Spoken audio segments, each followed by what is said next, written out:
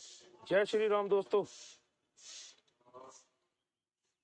आपने देखा जैसे भारत में आजकल फिलिस्तीन के समर्थन में नारेबाजी हो रही है। लाखों का इकट्ठ करके रैलियां जुलूस निकाले जा रहे हैं। आपने देखा जो हमास ने इजराइल के साथ हैवानियत की, गुंडागर्दी का नंगा नाच, बर्बरता की। ऐसी हैवानियत को, ऐसी बर्बरता को कोई कैसे समर्थन दे सकता है? ये मेरी सोच से बाहर है। लेकिन कुछ कट्टरपंथी लोग सिर्फ इसलिए इस चीज का समर्थन कर रहे हैं कि हमास के लोग जिन्होंने ये बर्बरता की वो उनके समुदाय से थे। हमास के लोगों ने इजरायलियों के साथ उनकी औरतों को, उनके बच्चों को मारा। कई बच्चों को जिंदा, कई हजार बच्चों को जिंदा जला दिया। उनकी औरतों को अगवा किया गया, उनके साथ रेप किए गए। जिंदा इंसानों को काटा गया, उनके ऑर्गन निकाले गए, उन्हें नग्न करके परेड करवाई गई। उसके बाद उनकी हत्या कर दी गई। हत्या करने के बाद उनके शवों के ऊपर पेशाब किया गया।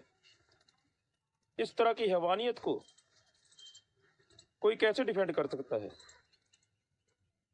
ये लोग केवल इस आधार पर उनको समर्थन दे रहे हैं कि वो लोग इनके मजहब के हैं। अगर यही पहल इजराइल ने की होती या ऐसा कोई काम किसी गैर मुस्लिम ने किया होता तो ये लोग ह्यूमन राइट्स का रोना रो रहे होते,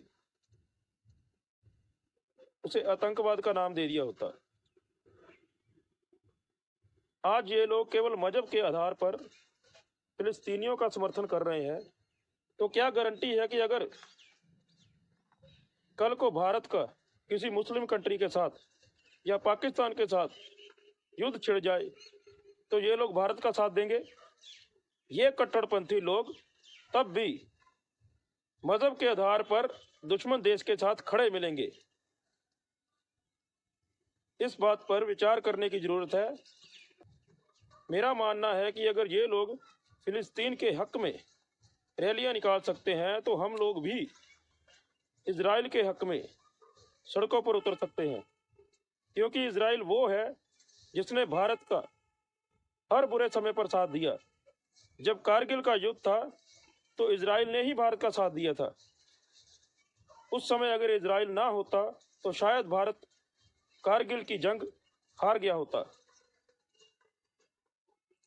अगर ये लोग सिर्फ मजहब के आधार पर फिलिस्तीन का साथ दे सकते हैं तो हमें भी जरूरत है कि हम लोग इंसानियत के आधार पर, दोस्ती के आधार पर इजराइल के समर्थन में उतरे।